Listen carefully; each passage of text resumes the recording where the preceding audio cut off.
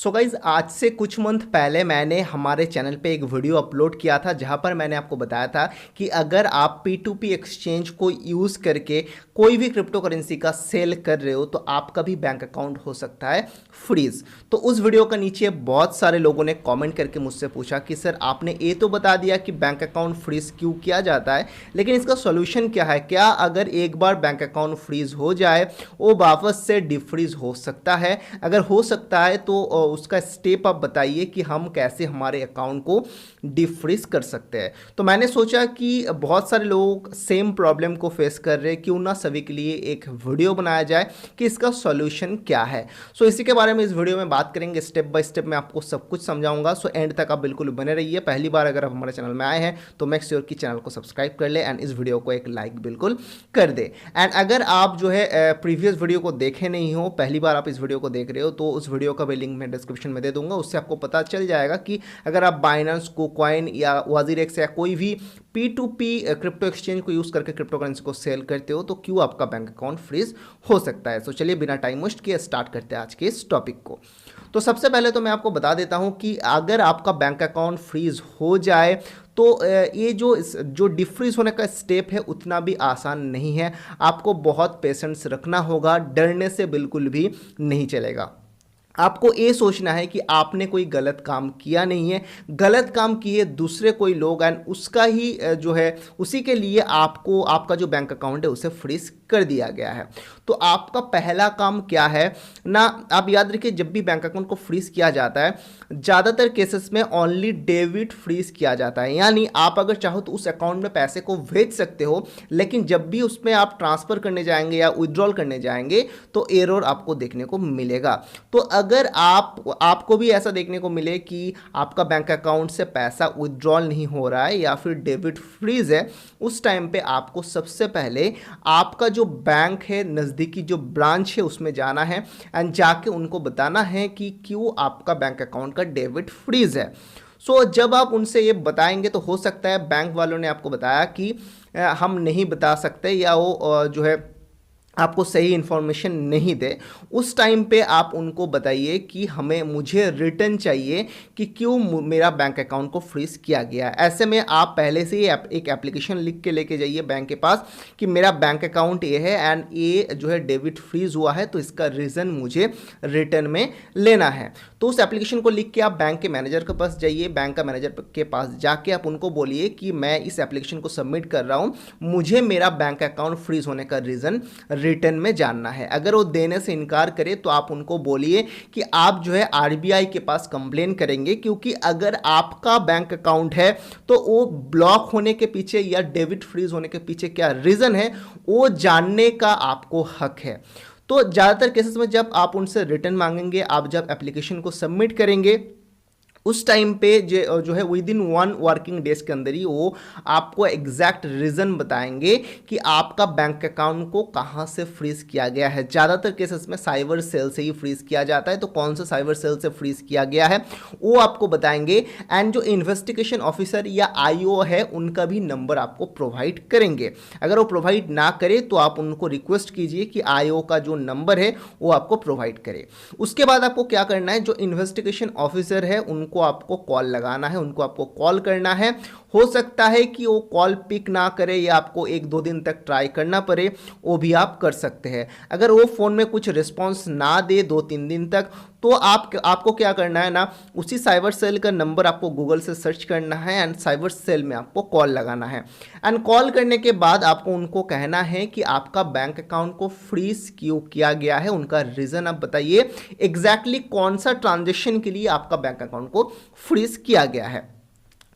आप जब भी उनसे पूछेंगे वो ज़्यादातर केसेस में आपको बता देंगे कि जो भी ट्रांजेक्शन के लिए आपका बैंक अकाउंट फ्रीज हुआ है उस ट्रांजेक्शन का डिटेल वो आपसे पूछेंगे कि ये ट्रांजेक्शन आप किससे किए थे एंड आप क्यों किए थे।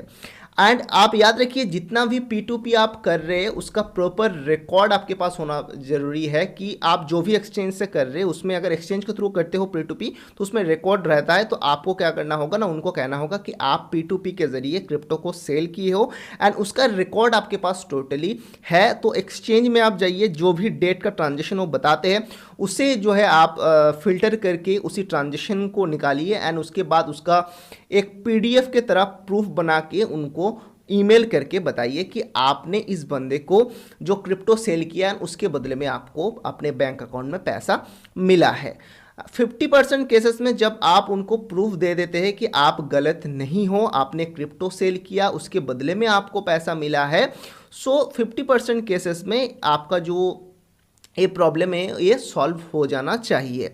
लेकिन फिर भी अगर वो नहीं सुनते तो उस टाइम पे आपको क्या करना है, आप जो भी एक्सचेंज के थ्रू ट्रेड किए हैं उस एक्सचेंज में जिस बंदे से आप ट्रेड किए हैं, जिस ट्रांजेक्शन के लिए आपको प्रॉब्लम हुआ है, उस बंदे के अगेंस्ट में आप कंप्लेन कीजिए। उससे क्या होगा ना, उस बंदे का अकाउंट को बाइनेंस या कुकॉइन या Get.io जो भी एक्सचेंज के थ्रू आप ट्रेड किए हो वो फ्रीज कर देंगे, उनका अकाउंट को ब्लॉक कर देंगे। नेक्स्ट स्टेप आपको क्या लेना है, आपको इन्वेस्टिगेशन ऑफिसर को टोटल जो डिटेल्स है वो शेयर करना है। उसके बाद भी अगर वो आपको कोई भी रिस्पॉन्स नहीं करते हैं तो आपका पास नेक्स्ट ऑप्शन है कि जो भी साइबर सेल से ये फ्रीज लगा है उस साइबर सेल ऑफिस को विजिट करना। अगर आपका बैंक अकाउंट में बहुत ज़्यादा पैसा है तो आपको ऑब्वियसली विजिट तो करना ही होगा, क्योंकि बैंक अकाउंट को आपको डिफ्रीज कराना है।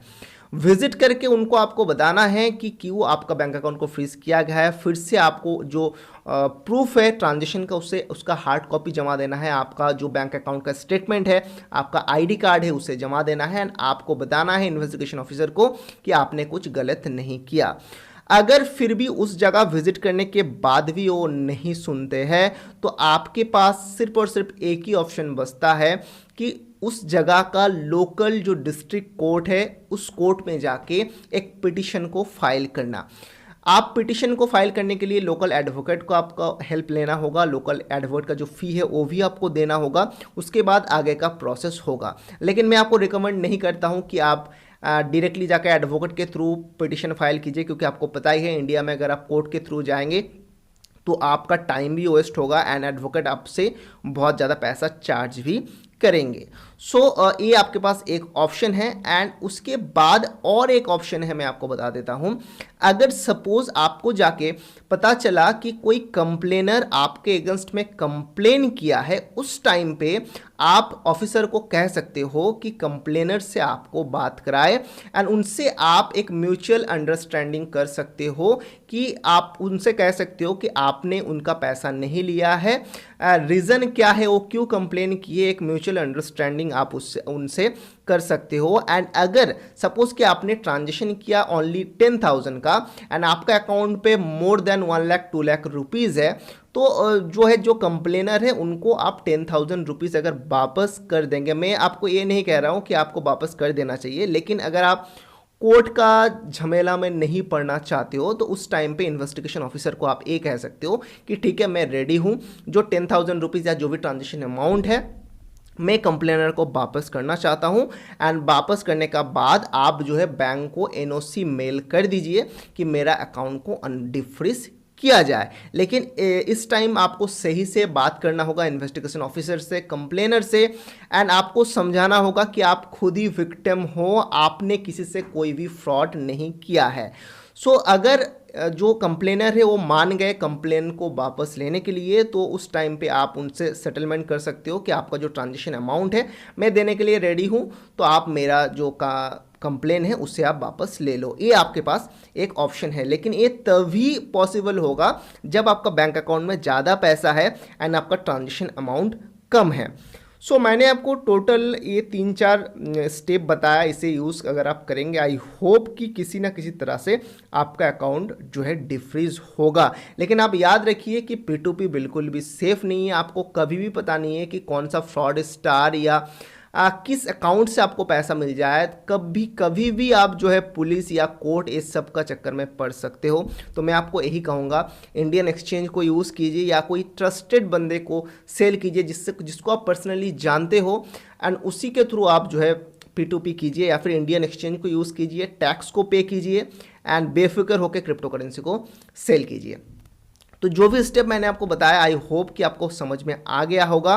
इसमें से कोर्ट के थ्रू भी आप जा सकते हो, लेकिन उसमें आपको टाइम लग सकता है, एडवोकेट को आपको फी भी देना पड़ सकता है।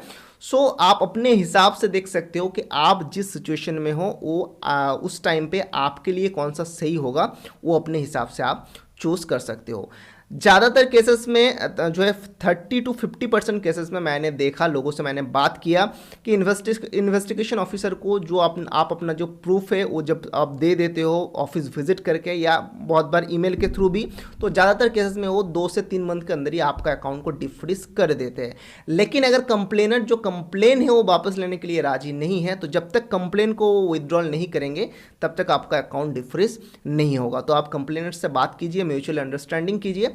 हो सकता है कि उसको उनका जो ट्रांजेक्शन अमाउंट है उसे अगर आप वापस कर देंगे तो हो सकता है कि आपका जो अकाउंट है, जो कंप्लेन है वो रिटर्न ले ले एंड आपका अकाउंट जल्द से जल्द डिफ्रीज हो जाए।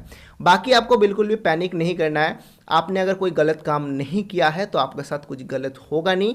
बाकी जो स्टेप मैंने आपको बताया वो आप फॉलो कर सकते हैं। आई होप कि ये वीडियो आपको सही लगा है। अगर वीडियो को सही लगे आप इस वीडियो को एक लाइक आप बिल्कुल कर दीजिए। अगर आपका भी बैंक अकाउंट फ्रीज हुआ था P2P के लिए, आप नीचे मुझे कॉमेंट कर सकते हैं। आपने कैसे उस प्रॉब्लम को सॉल्व किया वो भी आप नीचे कमेंट करके बता सकते हो, ताकि और भी लोगों को इस बारे में पता चले एंड वो जो प्रॉब्लम है उसे वो सॉल्व कर पाए। तो बहुत जल्द मिलते हैं नेक्स्ट वीडियो में और एक इंटरेस्टिंग से टॉपिक के साथ। तब तक के लिए गुड बाय, जय हिंद।